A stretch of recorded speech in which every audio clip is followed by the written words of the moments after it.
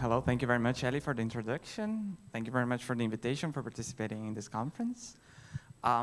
So I first off start with an apology because I was preparing this presentation and I kind of like was preparing all the little details, and then I forgot to put like a major one, which is to actually introduce myself and the group that I work at. So I have two lanyards here, one from BSc, another one from the conference, because I had like a flimsy paper with my name written on. So, but now I have an official one. But in the flimsy paper, it didn't say that I was from BSc. So that's why I have my BSc lanyard, so you all can know that. And I'm actually from the Earth Science department within the Computational Earth Science group. And we develop the software stack that people can use, from our scientists use, to run their climate simulations, to run their weather forecast, and also air quality. Funnily enough, there's somebody in the audience that knows much more about this because it's my former boss, which is right there in the audience. Let's move on. So the title seems probably for you a little bit like workflows, yes.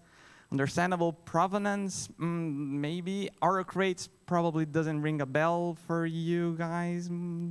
And Autosubmit definitely does not. So let me go through. I make my presentations in an outline that's like to answer three basic questions that we all have to make, like the why, the how, and the what. Problem is, this is rather generic. So what exactly do I mean by why? Like, why did we implement provenance? And I also answer and I give I'll say what provenance stands for us. How did we implement the provenance in our tool, which I will also introduce? And what did we achieve with the provenance implemented there? So let's take a step back. We are the Earth Science department. Hence, we work with climate simulations, such as the ones that we are seeing here from NASA, which shows, the climate change. And, this is the climate spiral. It went viral a couple months ago, showing up that we're going to an unprecedented sea surface, temperature level in the world. And this prompts us to better know and launch simulations to understand how it's going to change the climate in a warmer environment.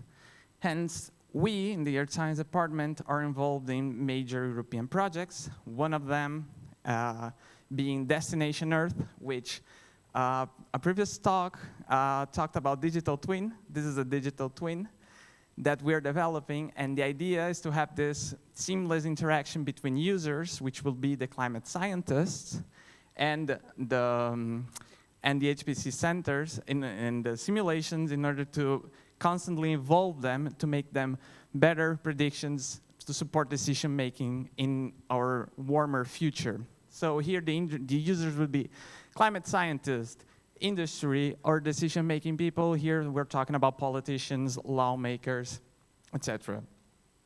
And Destination Earth, having this very streamlined approach into the development and the launch of simulations, of climate simulations, with unprecedented resolutions, such as here. This is actually a screenshot from our simulation running in the climate digital twin in the right-hand side, and the left-hand side, we have the IPCC assessment report 6, which is the latest one.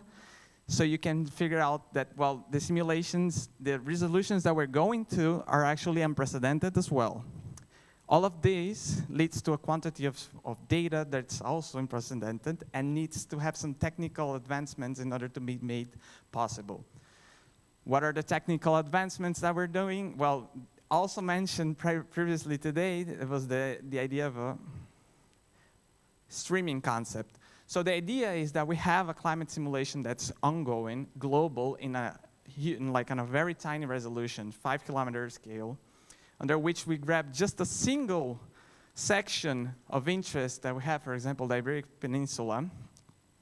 And the data that we are looking for, the climate data that we're looking for, we accumulate just a single part of it without needing to have the whole historic run, because we're going just to expose to the users a small fraction of the data and not accumulate all of that into a single storage device as it was being done until now. And then the final user will use this data to run its own climate information applications to have their results. So for example, here the capacity factor. So we went from the wind speed to the capacity factor of a particular wind farm. So this is Destination Earth, and this is one of the European projects that we are supporting in running in the computational earth sciences within the BSc. Another one that we have, interestingly enough, that we have like the on-demand people talking beforehand, because it's kind of very similar to what you guys were saying, is the European Digital Twin Ocean, also another digital twin, but in this case it's more about bringing more data available for the climate scientists, for the decision-making people, and gathering all of that in a very cute front end and with access for HPC centers directly from a web front end. And all of that, we go to what is Autosubmit. So Autosubmit is a workflow manager, and the idea is that you can create the workflows description. In this case, we created a workflow description for both European projects, and it orchestrates these novel workflows in the flagship HPC platforms. Here we're talking about Lumi, which is just now, like last year, entered production, also mentioned, and Mare Nostrum 5, which is being actively used right now. So this is the tool that we developed in the computational earth sciences to support the climate simulations for these two projects and many more. So with all of that, we have a lot of introduction to the context, but now is, well, we want to make our developments fair. And I've heard in the previous talks here that there was comments about reproducibility, which is great, and all of that is, well, guided by the FAIR principles, which are to be findable as of having global, unique IDs, accessible, so we don't utilize any obscure data file that only us know how to open. We make it actually available for the whole community. Interoperable as of being able to utilize other software alongside with our developments. And reusable, again, as a way of reusing software that was already meant. So this is kind of the guiding principle.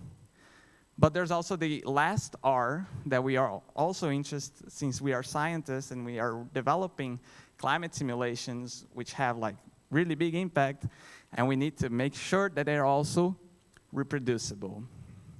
So the FAIR principle, which is cute name, well, now it turns into like a FAIR R that I like to pronounce it as a pirate, but people normally pronounce it as like FAIR plus R principles.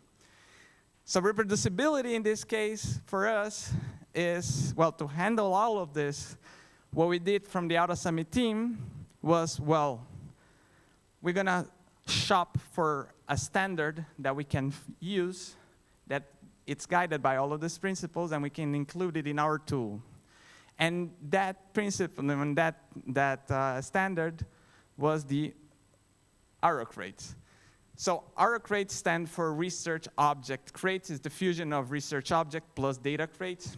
And it's a community-driven, such as also on-demand, where scientists put publications, data, results, workflows, slides, metadata, logs, and pack it all together in a single box, which has a file which indicates what is what, basically.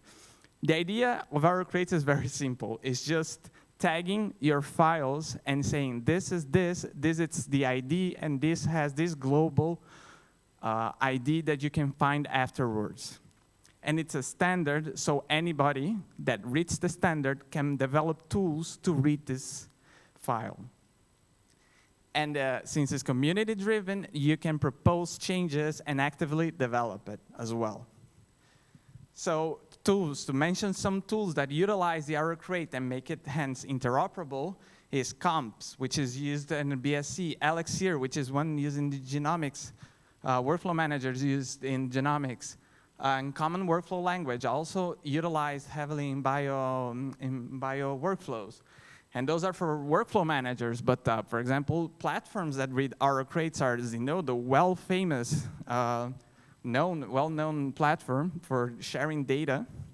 Workflow Hub, which is one of the platforms such as Zenodo, but to share workflow files.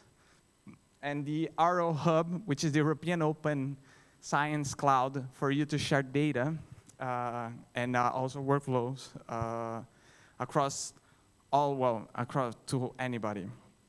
So these are all platforms which read RO crates and hence make it interoperable. So what exactly is the RO crate standard? Is a file, is a JSON LD file, LD standing for linked data. And being a JSON, you have the brackets, and then you have the ID, and you specify the file, content size, modified, the name, and the date it was published. It's nothing more than a lot of these tags. And they're like the left-hand side here will be the key values, which we cutely called ontologies, but it's basically just the tags. And then the values of each one of the keys. So what do we have then? We have our workflow manager, which is running the simulation, is launching these very big files, binaries, models, which are plentiful, IFS, NEMO, LPGM, etc. Autosubmit is handling all of that. We have the information, we have the description, we have the requests. So the idea is, well, we package and we create this file, our crate file, automatically for the users that are utilizing our workflow manager. So Autosubmit has the workflow configuration file. Autosubmit has the run files. It knows which were the input files that you utilized in order to run the climate simulation or the air quality forecast, etc. It has the model configuration, which are plentiful. These are very complicated software that we run constantly in our group, and it's very important to handle the reproducibility. And you also include the authorship. Who did that? And all of that is for the provenance, for the prospective provenance. So if anybody is wanting to run your experiments, you will look for these files and you'll be able to reproduce it. But how about the retrospective provenance, which will be what happened? So Autosubmit has a lot of logs. It brings all the logs from the Slurm platforms, from the PGM platforms, from the PBS platforms, and it brings them all back to your server, to where the server of Autosubmit is running.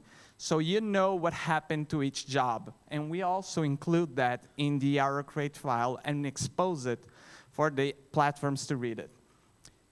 But this is what we have implemented so far. We're still missing, for future work, to add the dependencies between the tasks, because we have a workflow description. We know which task ran first, which one didn't run afterwards. We also need to include the resource usage. We know the requests to the HPC platforms, so we can also include that for the reproducibility case. And the model outputs. Because Autosubmit is a flow-driven workflow manager, technically, well, not to get too technical, but we don't normally know the data that each task produces. So all of that is nice, but we're still missing important components of our climate simulations.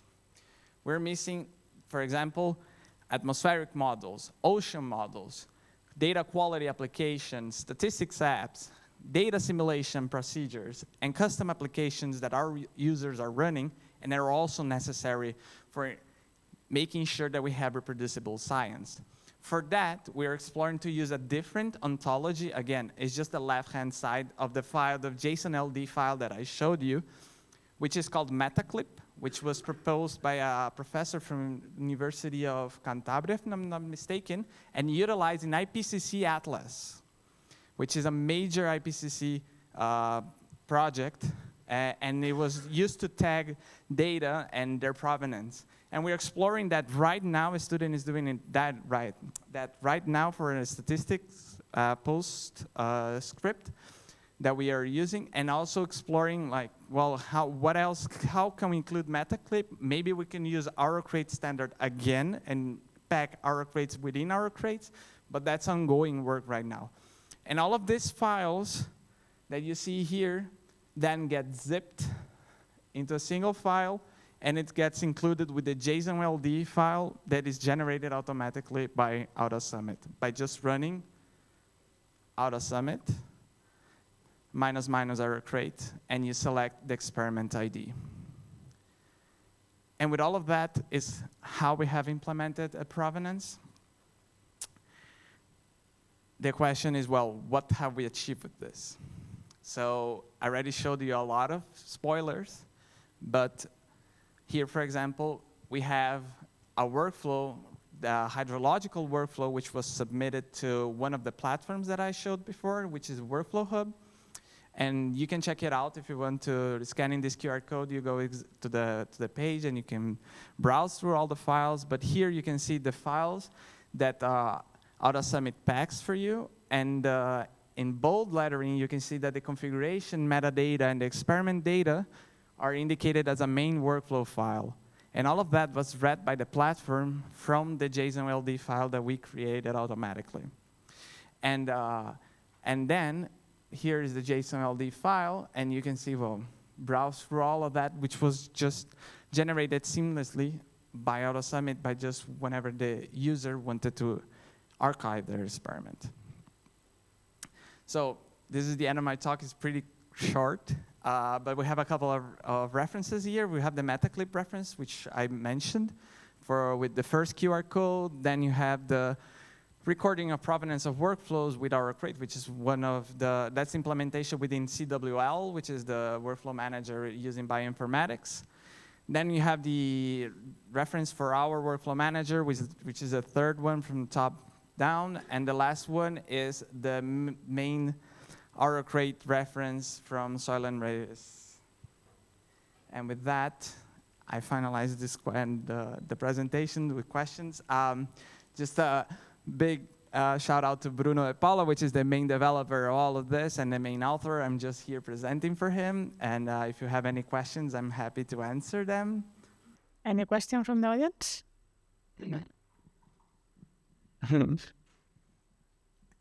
Very nice, Manuel. My question is this initiative that you are doing driven by top projects that are asking, so there is a need really to solve this, or this is something that is coming from the bottom? So, since we're being recorded, I think what I have to say is there is this pressing need to have reproducibility from this major European project, very major one, if you know what I mean. And so we were shopping for standards, basically. And Bruno had knowledge, and he's actually part of the Our Crate team that's actually developed, like he talks constantly with them. So it was kind of an easy, like, oh, well, just try to implement Our Crates. As I told you, there's plenty of different options. MetaClip is another one. You could, but he decided to go with Our Crates because it seemed to be the bigger one, and since it's community driven, anybody can help. We have a couple of pull requests also there. Any more questions?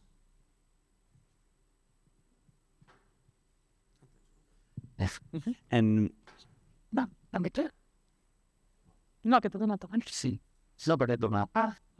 and so last question. So you started the presentation with a plot, and I thought that you would explain that provenance is also useful to know which data was used to produce this plot.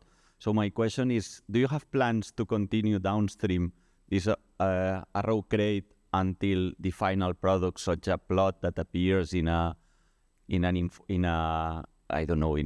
article or in an atlas, as you mentioned, or so on?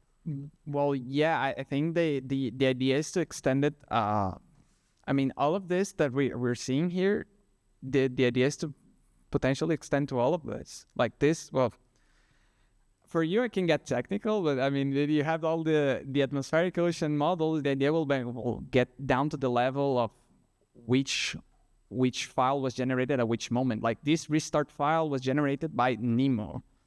So like the granularity of our crates, it's like there are plenty of options. We're using one, which is called workflow run profile. Profile is how fine granular information you're tagging. And so that's like, we plan to extend all the way through. But I mean, it's a lot of work because it's a lot of So I have a question, and so you've mentioned there's several other tools that can also interface with Arrow crates, right? And I also know there's some other workflow managers there that can also track provenance, right? So what brought you to develop your own instead of extending or reusing something that was already there? So you mean using our own workflow manager or using Arrow crates? Our own workflow manager, right? Yes. So our own workflow manager was already there, and we've been developing it for a while. So it was like, I'm being recorded, but I was like, you have to. Well, we have our tools, and we just push to our tool, the standard. Tools need probably what's to explain. Yeah, and I told the same, and it's why yet another workflow. So myself, I joined the company, and I came with, because Autosubmit was from BSC, and I said, hey guys, we'll need to use Autosubmit, but they didn't. I was new in the company. They said, no, we don't trust you yet. So we designed another workflow. And we were discussing this with Manuel. I think it's probably one of the pieces of software that everybody wants to have their own, because we think that we are special, and what we are doing is really different from the others. So we said, I'm so different and so nice and so special that I need to build myself my own tool. That's true. I was in the time that we compared different, I think 7 or 8 years ago, we compared 3 other workflows, earth science workflows. And that's true that we didn't find this comes from doing climate experiments that are a kind of experiments, but probably we could have used other, but they need some small developments. And in these tools that are driven, that the software and the model and the sustainability is not clear, so who does these extra developments? We do it if there's a governance that doesn't accept these changes, so at the end there are sometimes political intentions, and you ended up to say, let's done ourselves. We put yet another one in the market. So that's a great part of having my former boss here. What's up? Any other comment from the audience? I mean, this standard is being used in many workflow managers. Like Galaxy is another one that comes into mind. I mean, I showed Comps, I show Elixir, CWL, SnakeMake, I think also. So like, there's a lot. There's a list of workflow managers. We just recently did a pull request to it to put out a summit, and it's like a full-on list of workflow managers, like Airflow, etc. It's a lot. So I have a question here. Yes. Who is the best beneficiary of the Arrow crate tool? The user, the sysadmin, both? So I would say it's the user in this case, because the users this is more meant for scientists, and the scientists have this need of making their science reproducible. So if we allow them to use a standard that's convenient, that's widespread use, then they will be happy. That's the idea. Also, people reading papers that utilize a standard, and you can use whichever tool you prefer, like Arrow Crate Explorer or whatever, like also benefit from utilizing a widespread standard. That's why standards are good. So, any other comments? So if not, let's thank again the speaker.